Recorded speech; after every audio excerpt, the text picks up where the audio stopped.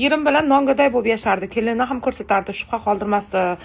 Umuman, hozirgi kunda gul magazini ochgan, Malibu haydayapti. Atrofida qizlar ko'paygan. Ikkita farzandimiz bor, bizga kerak emassan deb xiyonat qilyapti deb yozib yuboribdilar. Yigit moli yer ostida deydi. Qarang, siz bilan kambag'al bo'lib yashagan, endi hozirgi kunda boyiyapti. Yeringiz o'zgardi, aurasi o'zgardi, dunyoqarashi o'zgardi. O'zi mashina haydayapti, gul magazini bor, qizlar kelib gul olib ketyapti. Lekin siz kambag'alligingizcha qolib ketdingiz. Oynaga bir yaxshilab qarang, agar eringiz bilan bosqichma-bosqich siz ham o'zgarib borganingizda mana shu holat bo'lmasdi. Siz hali ham o'sha nongaday paytingizni eslab, erim telefonini berardi, menga xiyonat qilmasdi deb o'tiribsiz, eringiz o'sha takoy bo'lib ketdi. O'shaning uchun eringlar bilan kambag'almisizlar, boymisizlar farqi yo'q. Eringlar bitta kiyim oldimi, sizlar ikkita olinglar. Eringlar ozib chiroyli bo'lyaptimi, sizlar undan chiroyli bo'lib ketinglar. To'g'risi. Nima deydi? Oynaga qaranglar, eringlar sizlardan yosh ko'rinyaptimi? Kallaginlarni, ichinglar, betlarni tortirtinglar. Hamma pulni o'zingizlarga sarflanglar. O'shanda sizlar